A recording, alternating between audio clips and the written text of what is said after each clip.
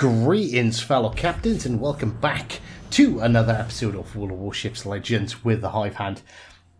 And I would like to introduce you to the game that made me realise just quite how bad the general player base in this game is. So, as you might have noticed, we are actually taking out the Prince Eugen. Now, I'll be honest with you, I'm not a big fan of German cruisers. I very, very rarely use them. In all fairness, the only reason why I'm playing this is because I have a mission to complete to unlock the legendary tier Christopher or Columbo or Christa. I'm just going to call it the Columbo. I still have no idea how to pronounce it, but it's a ship I'm dying to get my hands on. I should have it over the next day or two, so expect some Columbo videos coming soon. I believe I'm actually using one of the Azureline commanders. I think it might be Azureline Hipper. Honestly, I should probably check that. And what I'll do as this video is playing out, I will actually load up World of Warships Legends, and I will give you a little update a little bit further into the video. So if you want another commander build, yeah, keep a hold out for a few minutes, okay? I'm going to apologise. I just remember recording this one and thinking back to myself, like, wow, like how did that happen? So as you can see, obviously standard battle, a 9v9, nothing particularly unusual here. I'm in the Prince Eugen, so I'm fairly confident that if there's another battleship pushing A where I'm heading, it'll be, you know, it'll be fine. It'll be absolutely fine. And why this guy is touching me, I don't know. It doesn't seem to be an awful lot of rhyme or reason going on there whatsoever. So, but anyway, what my plan is, take the outside line, take through A. That'll give me a crossfire onto anything that's in B, and then eventually, you know, push over and give C a hand. As you can see, there is a Wichita ahead of me on our team, and he's also pushing the other cruiser that was with us. To be honest with you, I do forget what cruiser that was. It's not springing to mind right this second, but he's decided that he wants to hang around at the back bay. That's fine. That's not a problem. We've seen one cruiser. We are now seeing a battleship heading over this way. I believe it's the Veneto. So personally, I'm not overly concerned. And there we see the Hayate turn up. So that's actually our Charles Martel that's in front of it. It's the Wichita that's behind me. There we go. Hive, stop having brain farts. And as predictably as ever, the Charles Martel eats all of the torpedoes in the world and gets absolutely ruined by that Hayate. We come round the corner. Obviously, the Hayate has basically at this point very little chance to escape. I hit the reload booster because we've got the reload booster, and you know, we know he's going to smoke up. We don't have hydro or anything, so it's worth doing our best to get rid of him. And we blind fire a couple of torpedoes. The second set, not so much of a blind fire because obviously the Veneto is then spotted. We turn our attentions back to the Hayate, because to be honest with you, I really don't fancy a Hayate being within 3 or 4 kilometers of me, you know, ready to blap me with torpedoes at a moment's notice. And there he goes, and yeah, kind of a waste of a shot on my guns there, because the torpedo has done exactly what I was intending and absolutely blacked them. Now, I don't know why that Wichita just died to the Veneto. Like, it makes very little sense to me, basing that on the fact that if you just bow tank the Veneto, I don't think the Veneto can overmatch him. and but he must have been giving up a bit too much angle, and the Venito sent him off to the Shadow Realm.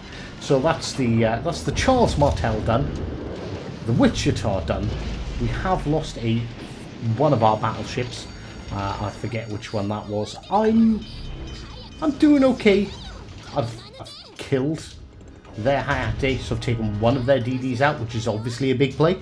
Their Venito is struggling, so much so that he's actually dead. Those fires that we set after, obviously he used the damage con on our torps, so we set him on fire, couldn't put them out, and that was it. He was gone. They still have their Ostrogothland has actually taken quite a bit of punishment.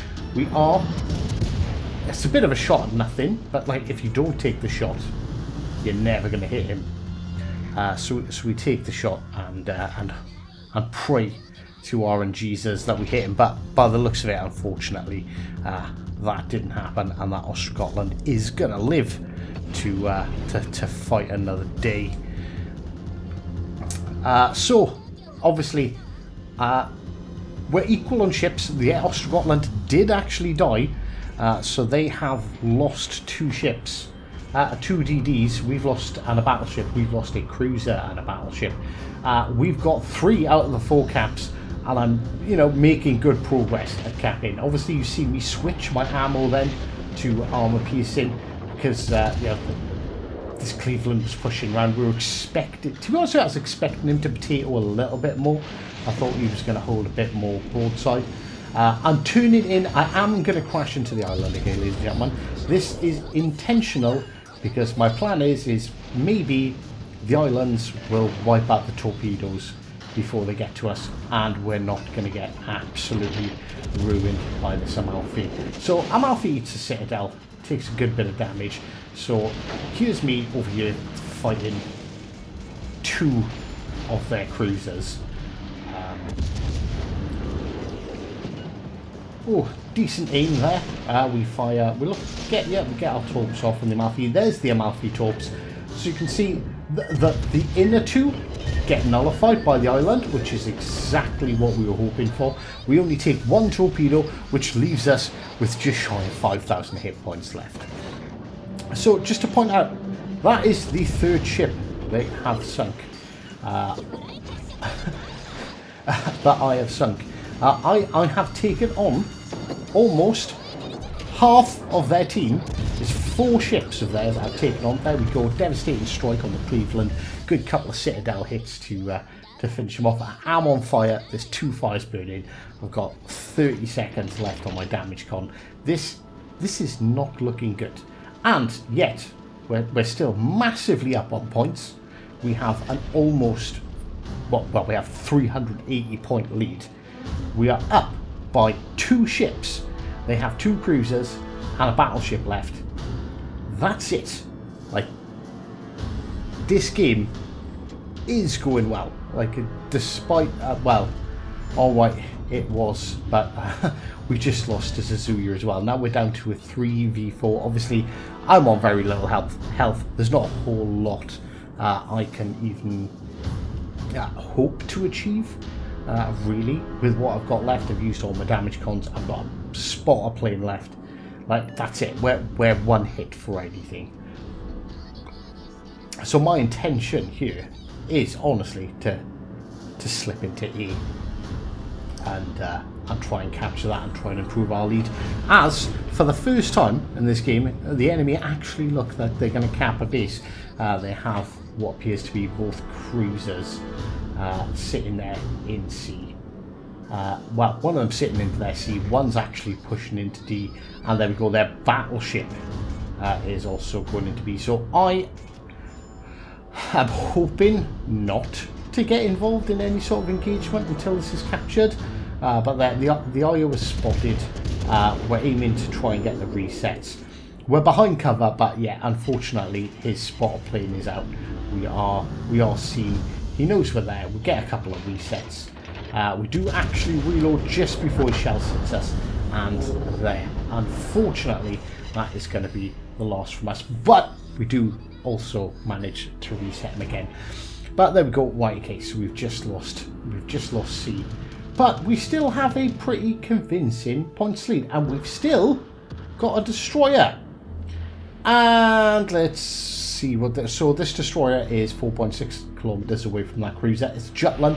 Very good armor piecing. Pretty good HE. Could be causing damage. Should be on his 3rd or 4th salvo by now. No. Doesn't fire. Sits there. Waits for his smoke. And I believe...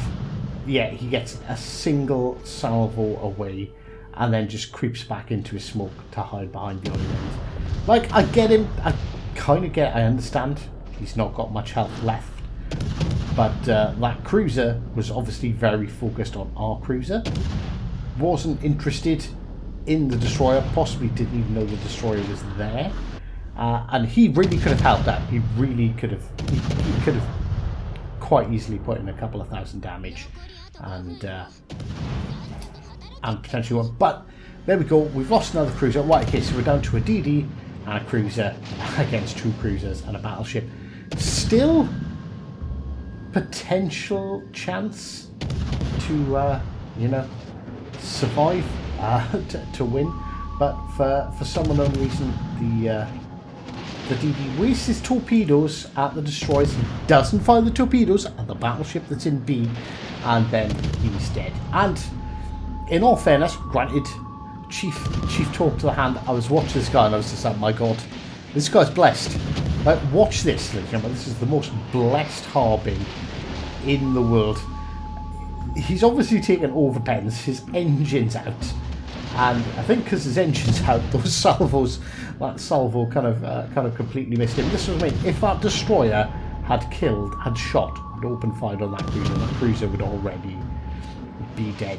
Chief Talk to Hand would only be taking on 2 ships at the moment instead of 3. And in all fairness, with the points lead, he probably could have run away and we would have been absolutely fine. He's, in all fairness, like, yes, the battleship's unspotted, but sending predictive torps in the direction of the battleship is probably the best idea. And like somehow, so you won't be blessed. How is he not taken? If that was me in the Harbin, I'm pretty sure I would have been dev struck on the first salvo. but the good old no armor is the best armor.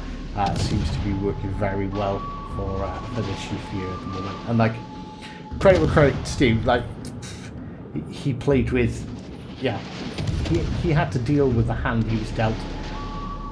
Could he have run? Yes. Would he have got away? I don't know. I don't think so.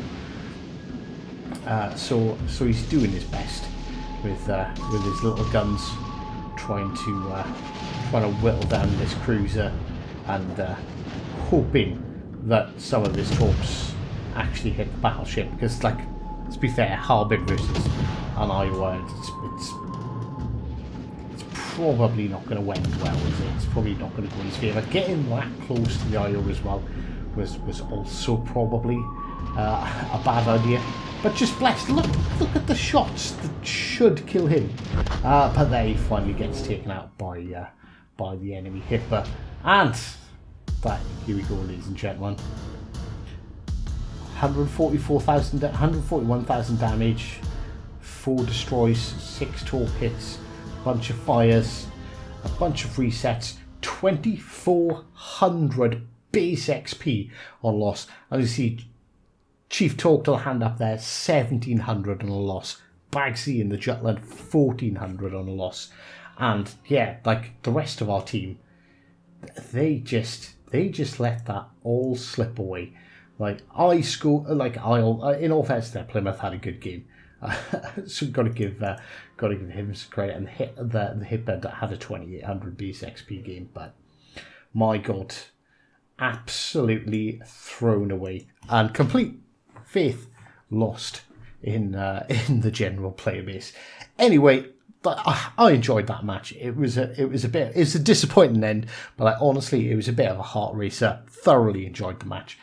Thoroughly enjoyed playing the Hipper, surprisingly, as well. So I do hope you enjoyed this video. Don't forget to slap that like button. Leave a comment down in the box below to help with the old algorithms. And until next time. Take care.